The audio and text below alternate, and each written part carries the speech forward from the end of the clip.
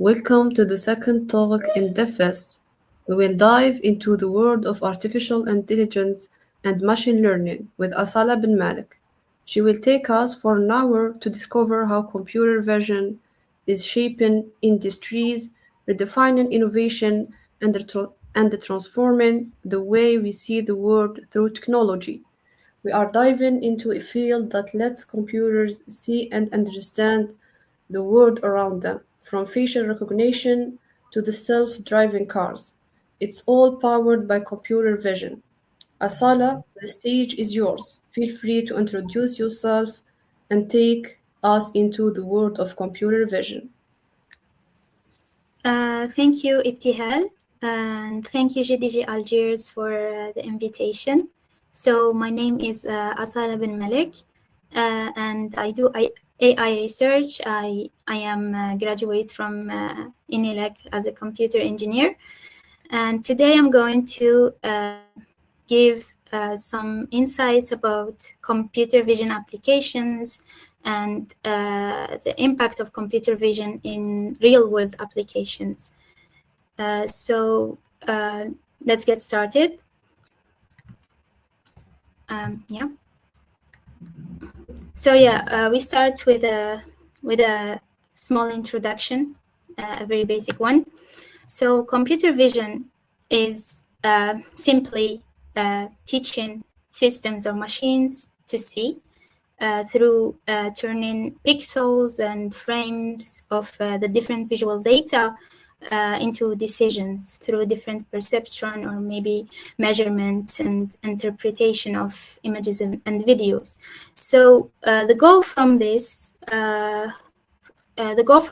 interpretation is to derive useful information from an image or a frame. First, through recognizing or classifying certain images, or identifying or locating some objects in an image, basically doing detection, or understanding details in a certain image, or maybe structures in a certain image, and identifying them and extracting them through segmentation, or maybe tracking and change detection. So these are different goals of computer vision nowadays, and they are very, very important, and they are used in real-world applications. So talking about teaching computers to see, we need to talk about visual data. So what kind of visual data nowadays are used to do vision or computer vision? First, we all of us know the 2D photographs or the simple images. We take images every day with our phones, cameras, etc. Also, there are some images of different scans, such as document images. They are highly used for NLP tasks, and also medical images. So some images are used for treatment and diagnosis in medical tasks, such as MRI scans, dermoscopic and clinical pictures.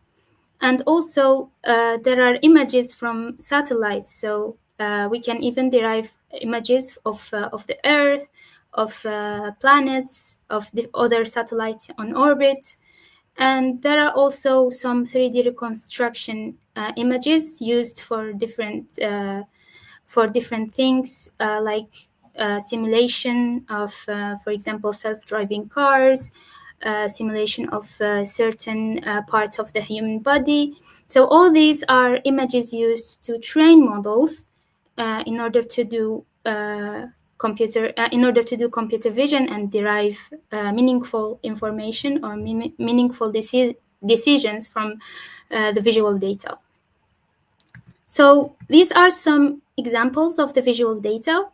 On the left, you can see an MRI scan of a brain.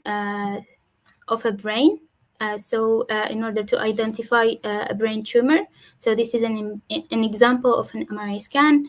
In the middle, you can see a dermoscopic skin image. So these are some skin lesions, some skin lesions pictures taken with a specialized dermoscopic camera by a dermatologist. And in the right you can see a satellite image. On the top you can see an RGB satellite image, and on the bottom you can see another type of satellite image showing vegetation, for example, using Sentinel-2 imagery with a 30 meters spatial resolution.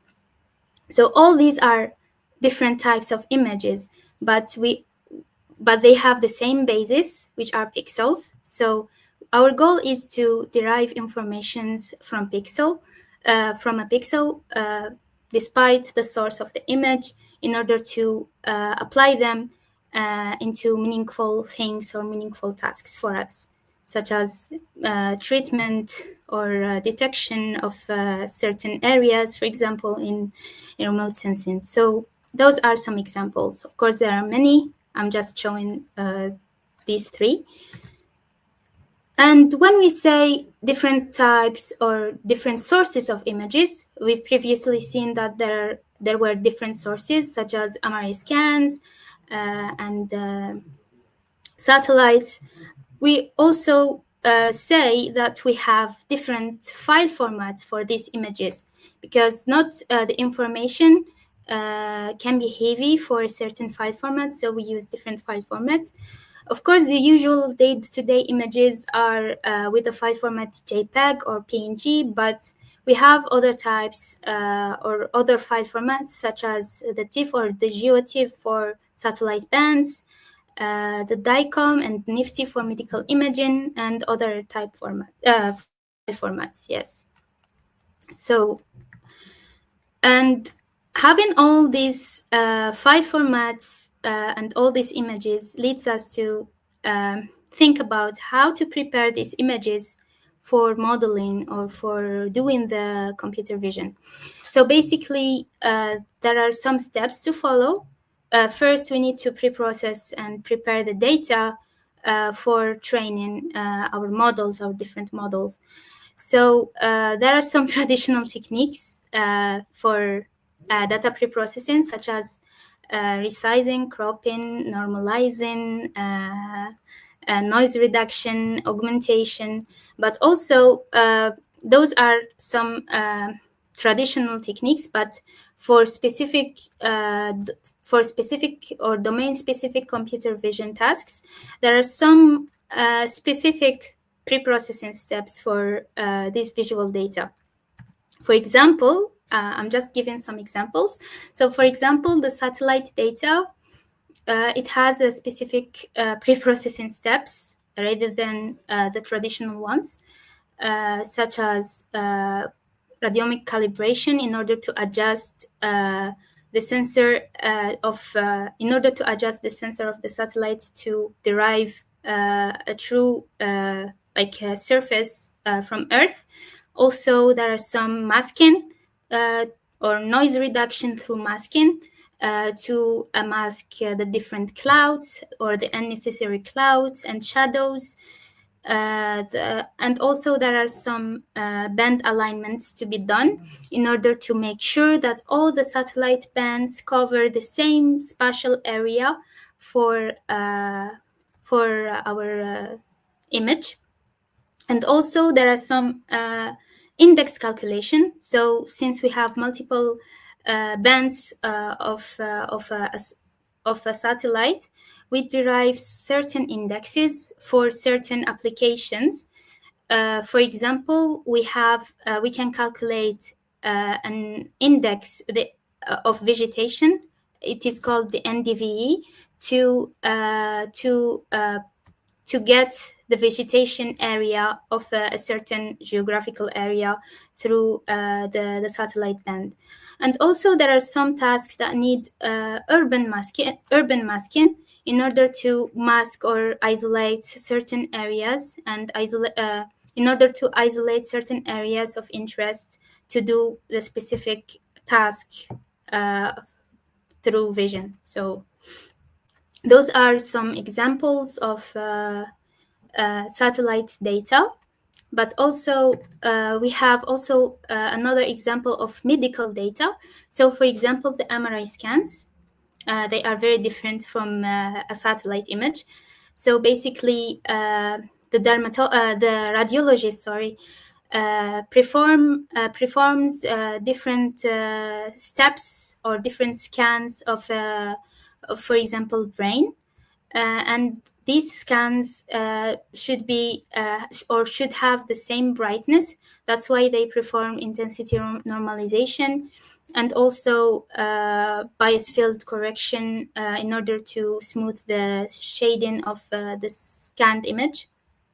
And also deriving the region of interest, for example, the brain. So they keep only the brain in the center and deriving it as a region of interest.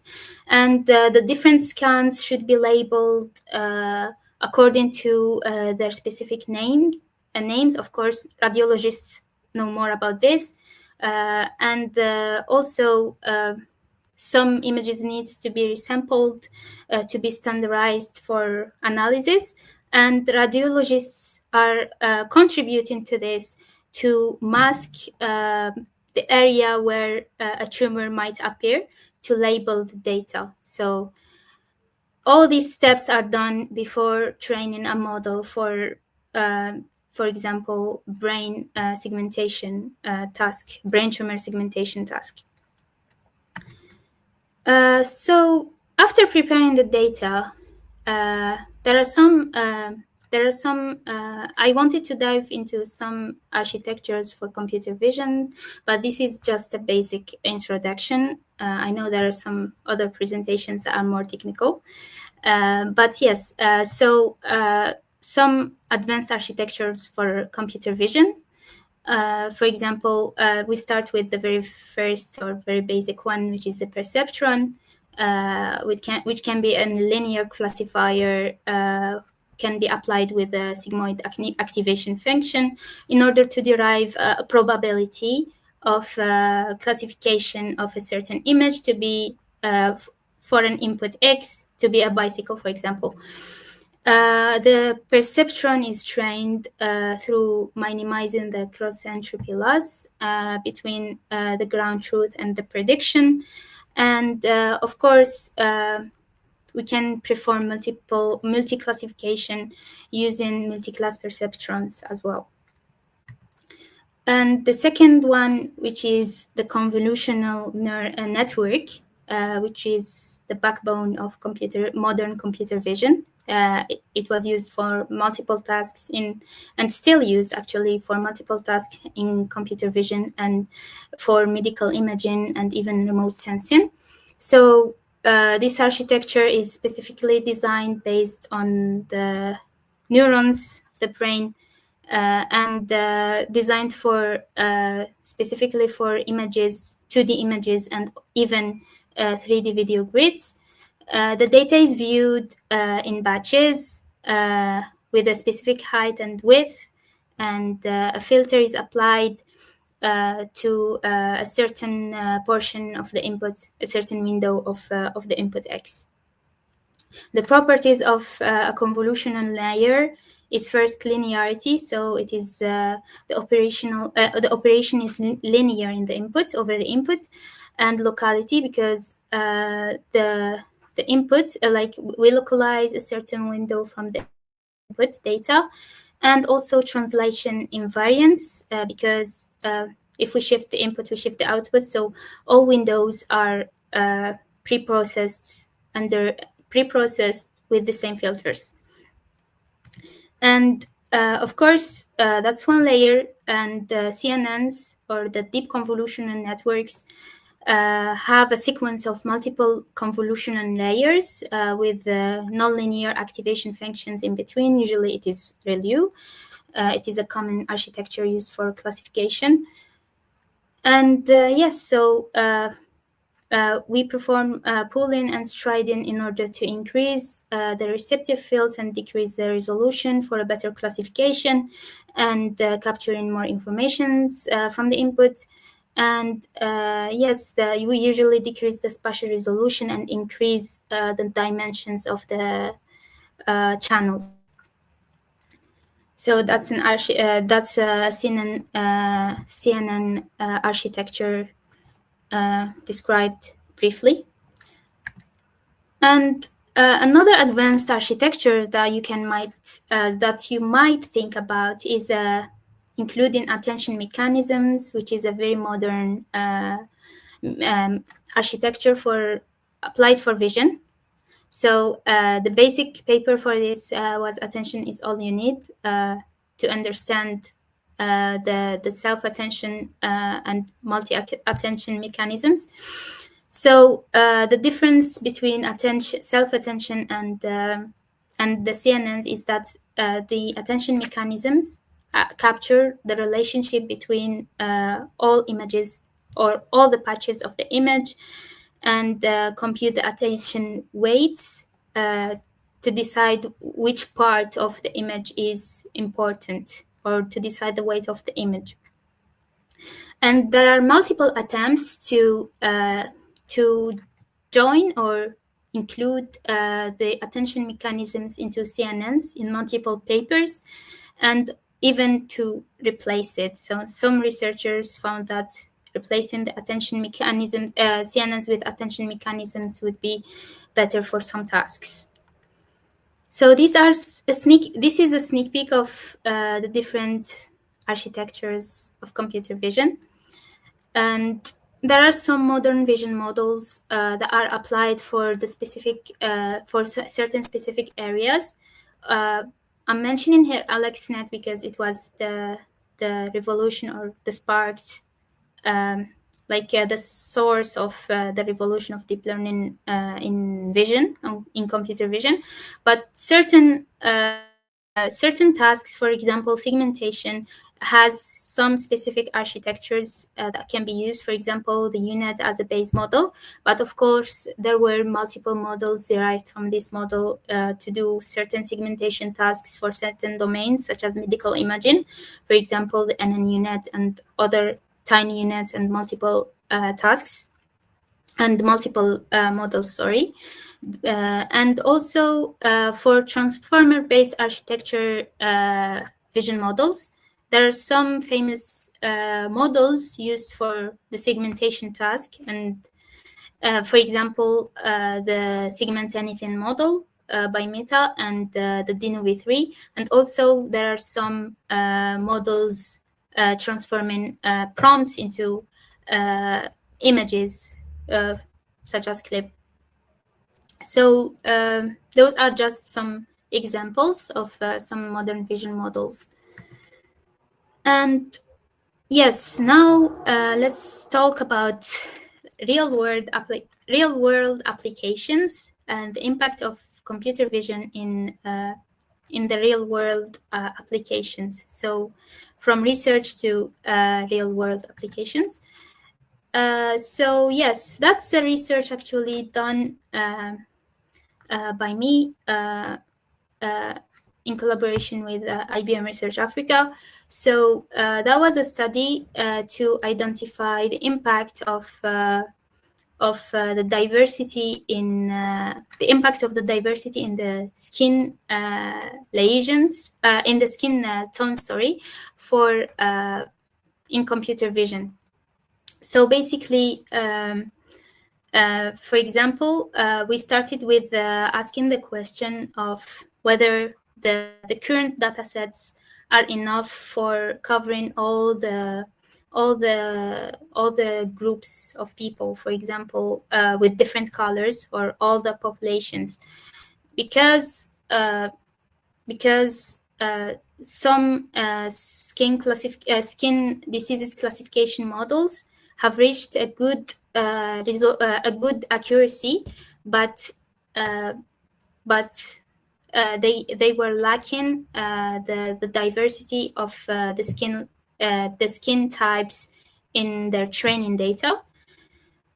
And here we are highlighting the need, or we are asking the question of how can the skin conditions manifest across the different skin tones.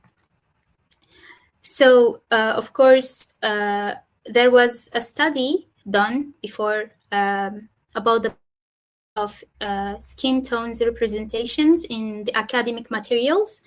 Even like dermatologists are biased now because certain skin tones, for example, the black skin tones, is very under recovered in even dermatology academic materials. And also, there is another study that mentioned that the skin diseases differ in terms of texture and presentations across the different skin colors. And this is an example of a rash between a white skin tone and a dark skin tone. It is clearly different. Imagine a model like can a CNN model, for example, differ between the two skin tones if it was not trained on enough data. So yes, and of course, the skin disease diagnosis study was evaluated through multiple research studies. Deep learning models are reaching high accuracies, and that's an ISIC challenge, which is a very famous challenge for skin diagnosis and skin diseases detection or classification. So basically, here we are saying that the different skin tones, the different deep learning models are very successful in identifying whether there is a skin disease or not. So again, we are here urging to address the lack of skin tone diversity in the training datasets, especially for this ISIC challenge. And whether it can impact the analysis of the treatment of other types of skin tones, such as the darker skin tone. And this derived our motivation to study the fairness of different out-of-distribution detectors in order to see whether they consider the various skin tones or not, in order to address the fairness and the robustness of these models. So I'm giving here an example of dermatology datasets. We have here two different datasets. The first one is the dermoscopic dataset, which is in the left. So that dataset called ISIC, and it's from the previous challenge, from the ISIC challenge. And the second one is the Fitzpatrick dataset. So these images were taken with another setting or protocol with another camera. So both datasets were taken with specific cameras and clinical cameras and protocols. And yes, these are some statistics of the data sets. So basically, the ISIC data has more than 25,000 images, and the Fitzpatrick has 16,000 images. But what is shocking here in this table is the number of the dark samples. So in the ISIC data, we found only 4 dark samples among the 25,000 images of dermoscopic data sets. And this data is used to train the different CNN models that are able to classify the different diseases with high accuracy. And we found another data set, which is the Fitzpatrick data, that has at least a good number compared to the ISIC data, which is a 2,000, more than 2,000 data samples of the dark skin tone.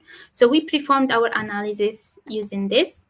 So what we did is training several out-of-distribution detection models on the first data, that has the 4 samples which is the in distribution data. So it can see all the data points in the ISIC dataset, including the four samples of the four dark samples, and we tested them on the out of distribution data, which is the Fitzpatrick dataset that the model didn't see during the training, and performed some analysis. So these are some scores.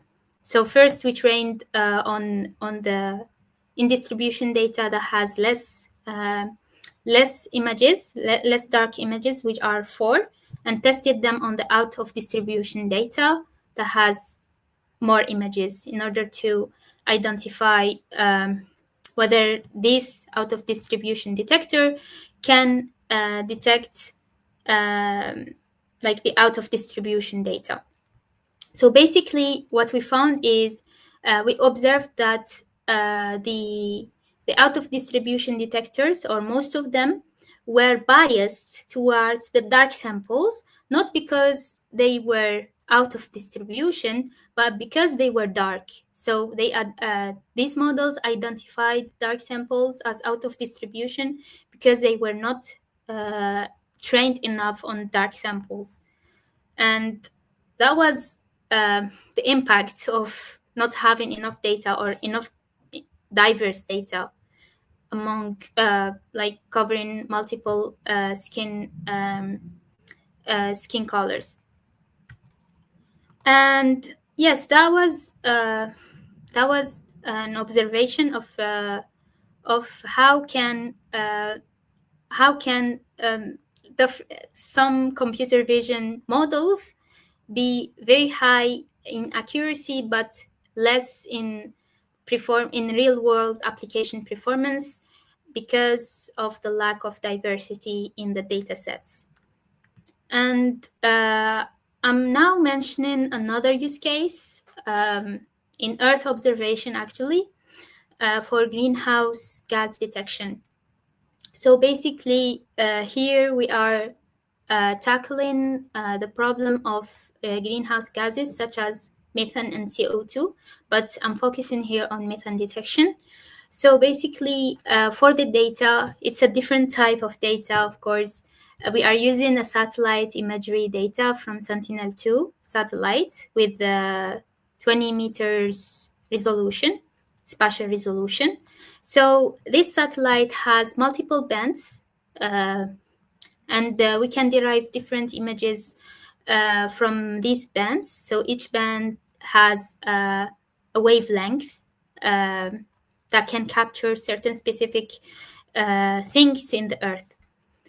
So for us, for seeing the gas, so how can we see the gas using a satellite? We use the infrared bands. So basically, the infrared bands are in Sentinel-2 band 11 and band 12 with this wavelength.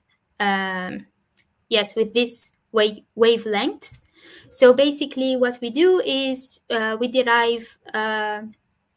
calculate the index from band 11 and band 12, which are the infrared bands, in order and apply certain pre-processing steps to derive whether to be able to see if there is a gas or not. And also we use the images from different times. So for example, we use 2 dates and subtract them in order to extract whether there was a change or not, so whether we can see a gas or not. So here we are specifically talking about leaks in oil and gas super emitters. And we are studying Hassim Saud and in Algeria as onshore sites, and Niger Delta in Nigeria as offshore sites. Of course, for the data, so yes, here we are showing or visualizing how a band looks like. So basically, we derive our data from multiple parts of Africa and extract the image through the bands through specific pre-processing steps. And yes, so here are some pictures of the sites I mentioned before in Hassim Saud and Nigeria, in Algeria and Nigeria. Yes. So as you can see, there is a difference between the two sites, because Nigeria has some offshore sites in the sea, and Algeria has some sites in the desert in Hassim Saud. Of course, they are similar. They are similar operations, oil and gas operations, and even methane leaks, but under different weather conditions and different area or surface conditions. And this is very important when doing computer vision. So a model needs a diverse data. A model needs multiple cases in order to be efficient and to do the task properly. So yes, these are some preliminary results. So basically, for this problem, there is a limit access of data, and the only data available is from Turkmenistan, which is a very different area, or a very different environment from the desert area in Hassim Saud or Nigeria. So these are some results of a segmentation model using UNet. Yes, a 2D UNet using the infrared bands in order to uh, train and label the data and identify the gas, the methane greenhouse gas. So of course, since there was limited samples of the data, the results were not very high, but also the model was very biased to the environment of Turkmenistan and was not very efficient when it comes to Nigeria, for example. So yes, I'm coming to a conclusion, or just a simple quote of what we have seen in the talk. So we have seen that the real impact of computer vision is to be able to develop responsible vision models and ensure that the vision models are very fair, to include all types of groups or data possible. So that's a quote I'm trying to end the talk with. And thank you for your attention.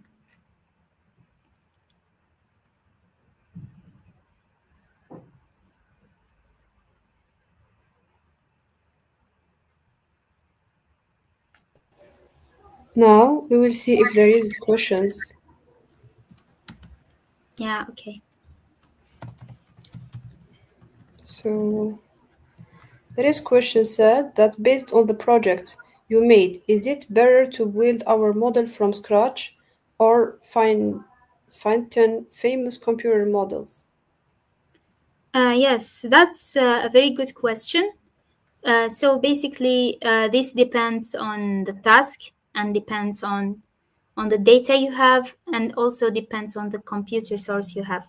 So some tasks need to be to use very like models from scratch, because it can be cheap, and especially when we have the experts that are able to label data sets and provide data sets. And if we have like a very complex task, we can go to big models, big vision models, for example, the the attention mechanisms based models. So yeah, this depends on the task. Thank you, Asada. We will see if there is another questions. I think that's all.